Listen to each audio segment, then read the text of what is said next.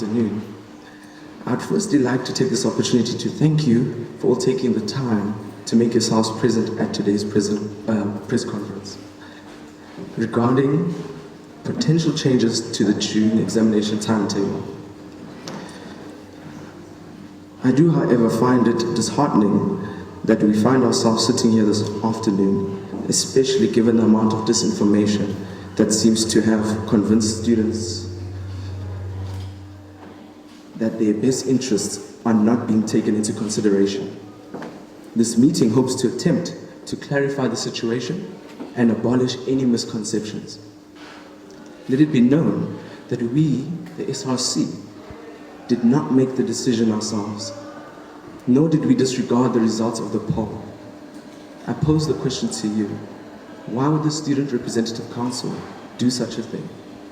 Why would the SRC be so deceitful? The facts of the matter are as follows.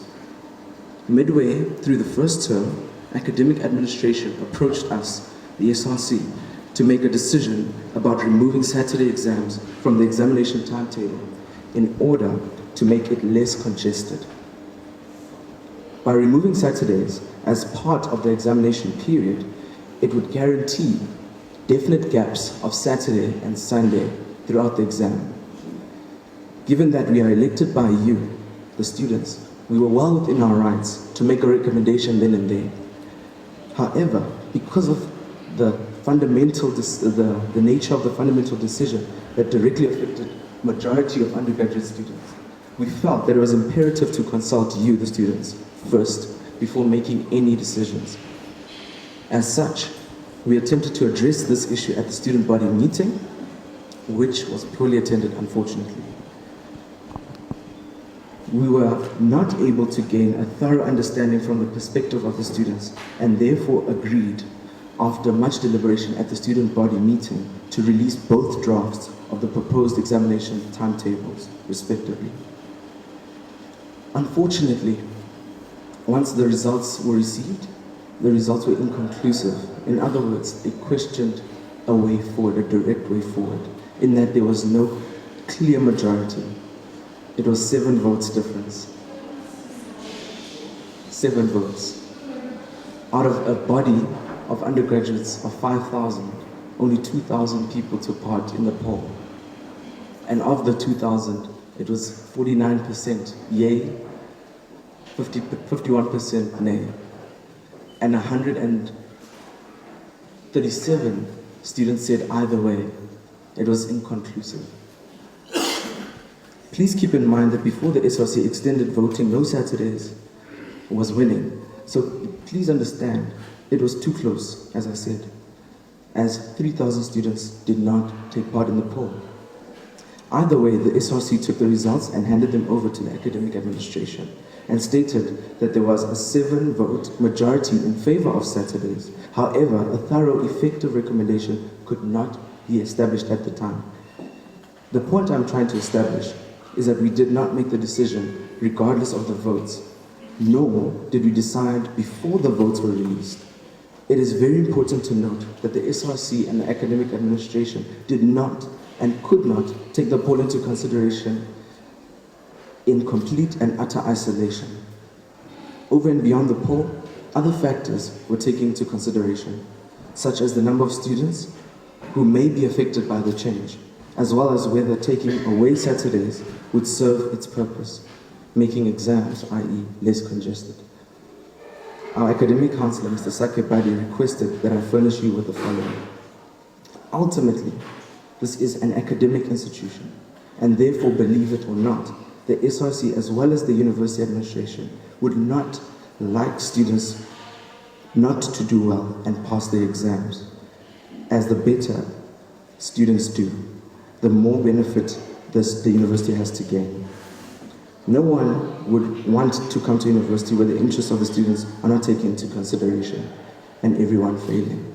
So please understand, the academic administration nor the SRC wouldn't make a decision like this putting the reputation of the university at stake. As you can see, this is not the majority of students that are here.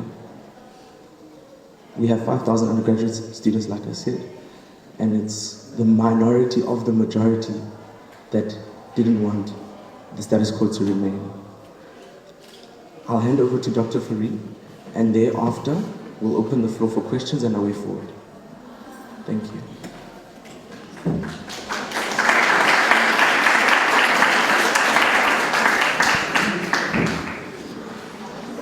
Okay, good afternoon, everyone. Thanks for this opportunity of being able to share with you some of our reasoning behind the whole timetable saga. But I want to start out where the SRC President left off. In designing a timetable, we are not a bunch of what would you call us? Ogres trying to create the biggest amount of trouble possible for as large a number of students as possible. Nothing like that at all. It's in everybody's interests that we have a timetable that works and as good a timetable as we can create. As a university, we are very proud of the fact that we have we are in the top 3 of universities when it comes to pass rates. And we don't want to damage that. Okay, now that's the background. Let me just give you a few more broad strokes about exam timetabling, and then I'll get down to the specifics of what we're trying to do now. First of all, at Rhodes, we have adopted an approach whereby we do not begin designing the timetable until most of you have registered. Now, we could make things a lot easier for ourselves by not doing that. In other words, we could design a timetable and say to you, here's the timetable when you come to register, it's already prepared, it's like the lecture timetable. So some things are ruled out, some combinations are ruled out by the lecture timetable, as you know.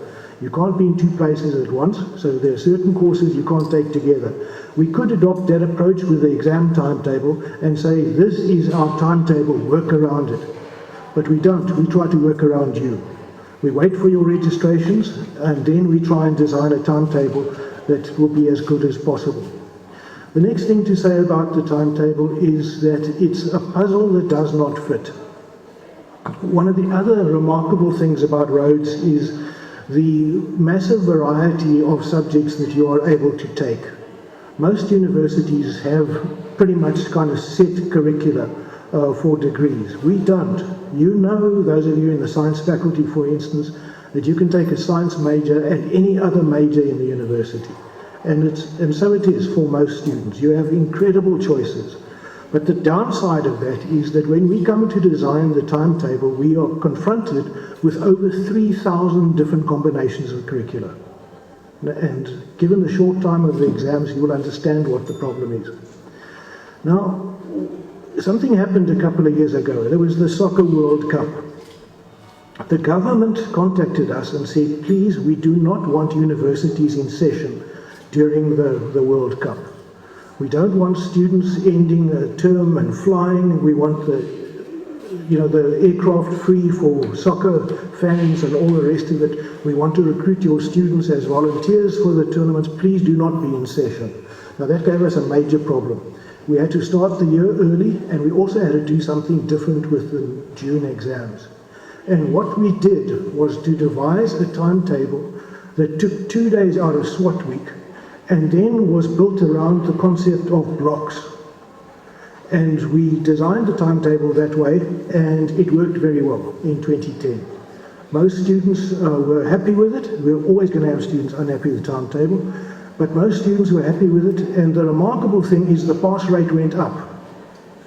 Okay, now what we're doing this year is proposing exactly the same thing. Now let me say to you, it is not about whether or not you write on Saturdays. It comes down to that, but that's not the consideration.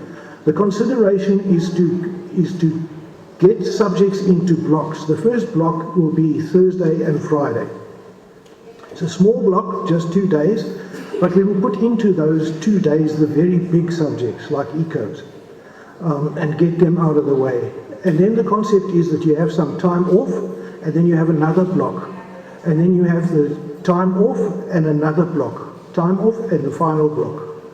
And that way we spread the exams out as best we can. So we don't put, for example, major commerce subjects, 2 of them into the same block. We ensure that the major subjects are spread across the blocks.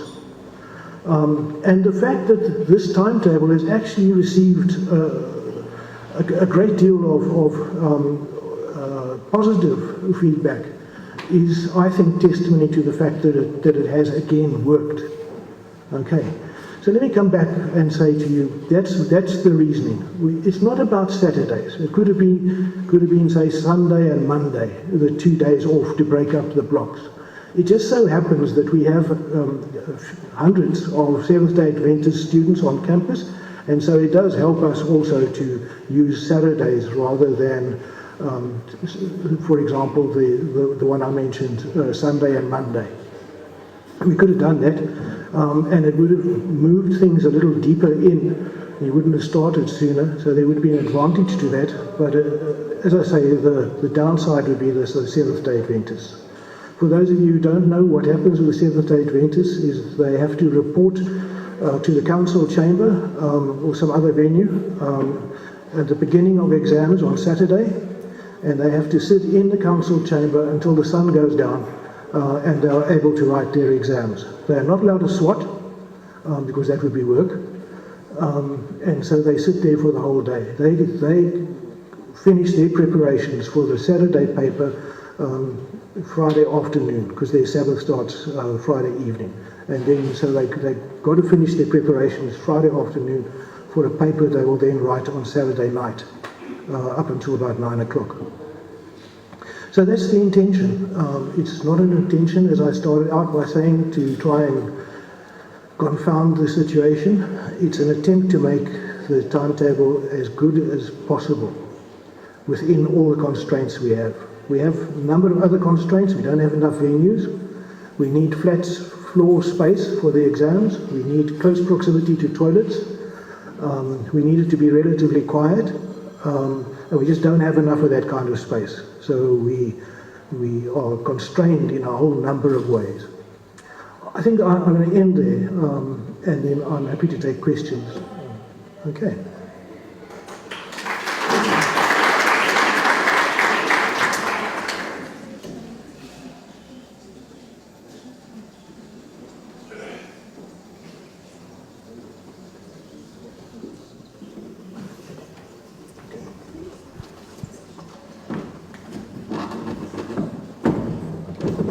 Thank you, Dr. Fourie.